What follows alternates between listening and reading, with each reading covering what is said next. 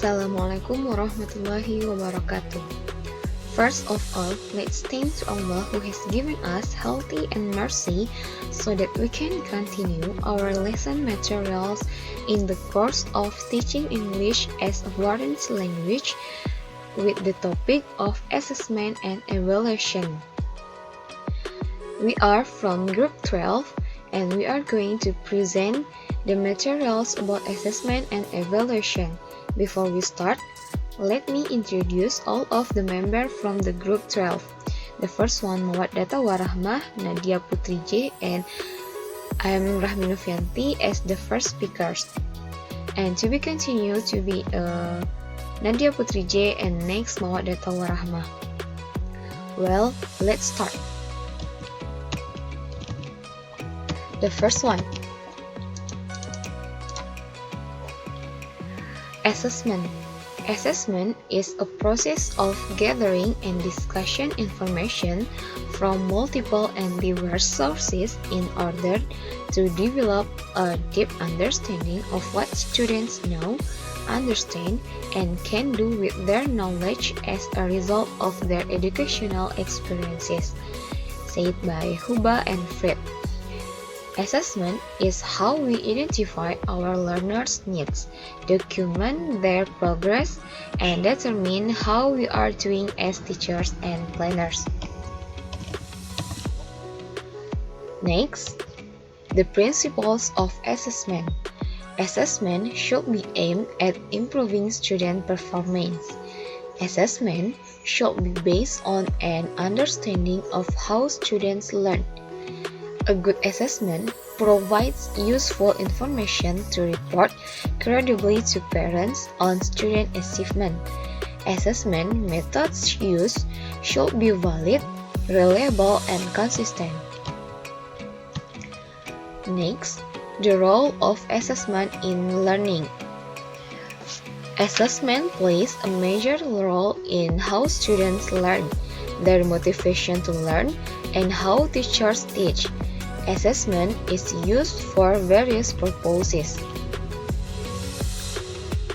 First one, assessment for learning, where assessment helps teachers gain insight. The second one, assessment as learning, where students develop an awareness. Next, assessment of learning, where assessment involves students, teachers, and parents, as well as to broader educational community of achievement at a certain point in time. Next, function of assessment. The first one, capturing student time and attention. The second one, generating appropriate students' learning activity. The third, providing timely feedback which students pay attention to.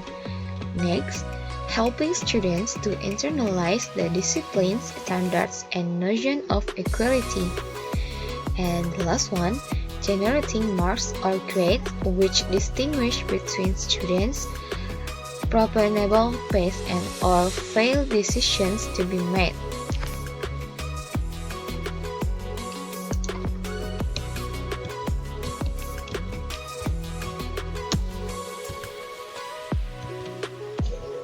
Okay, I will explain about types of assessment, formative assessment, and summative assessment.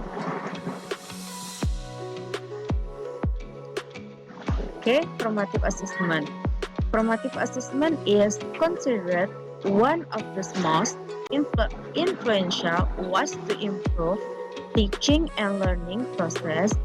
This type of assessment is conducted to assist a student's understanding, learn needs, and learning progress concerning a particular unit of learning materials. Karimi, 2014. Formative assessment can help teachers identify the areas of students' difficulty in understanding the learning materials, acquiring the essential skills that they need to achieve the learning competence, which primo and protect 2007. 2007. Newton 2007. Formative assessment allows the teacher to make assessment and revision on learning materials and teaching techniques in order to be more successful in teaching. The main objective of formative assessment is merely to collect detailed information about the teaching and learning process that can be utilized for the intentional improvement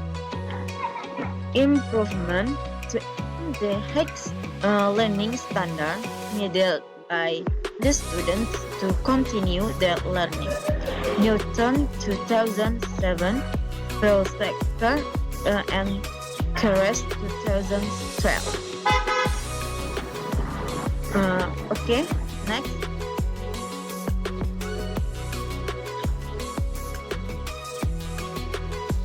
Okay. Format assessment serves several purposes. First, to provide feedback for teachers to modify subsequent learning activity and experience. Second, to identify and recommended group or individual deficiencies. Move a focus away from giving threat on to learning process in order to increase self-efficacy and reduce the negative impact of extrinsic motivation. Next, summative assessment. The definition of summative assessment is any method of evaluation performance at the end of a unit that allows a teacher to measure a student's understanding against a standardized criteria. The purpose of summative assessment is to gauge a student's comprehension of the material presented at the end of a particular unit of work. And this often measured with a grade or percentage depending on the subject. Summative assessment refers to the evaluation of a student that focus on the result. It is a part of the grading process which is given periodically to the participants, usually at the conclusion of the course, term or unit. The last explanation is examples of formative. Check out rubrics, class discussion, checklist, questionnaires, journal or progress notes, self-evaluations, observations, conference or interviews, peer or self-evaluation, summative at the end. Rubrics, written test, creative assessment, presentation, portfolio, written report, project or product, practical examination, peer or self-evaluation. Okay, next, evaluation. Evaluation plays an enormous role in the teaching learning process. It helps teachers and learners to improve teaching and learning. Evaluation is a continuous process and a periodic exercise. It helps in forming the values of judgment, educational status, or achievement of student. Evaluation is the process that follows this collection of data, including analysis and reflection, as well as decisions based on the data.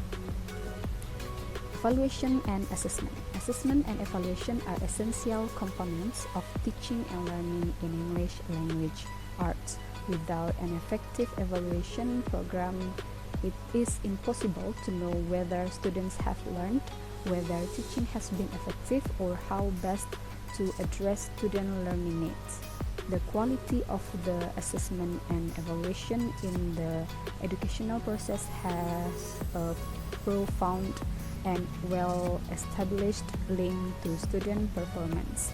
Research consistently shows that regular monitoring and feedback are essential to improving student learning. The needs assessment and evaluation process can be used as the basis for developing curriculum and classroom practice that are responsive to learners' needs. It encompasses both what learners know and can do and what they want to learn and be able to do. Learners also need opportunities to evaluate what they have learned to track their progress towards meeting goals they have set for themselves in learning English. Assessment and evaluation. Assessment is ongoing, but evaluation provides a closure. Assessment is positive, but evaluation is judgmental. Assessment is individualized, but evaluation is applied against standards. Assessment is valuable, provide feedback, but evaluation shows shortfalls. And both require criteria used measures evidence-driven. Okay, I think that's all from group 12. Thank you for attention and forgive all the mistakes. Assalamualaikum warahmatullahi wabarakatuh.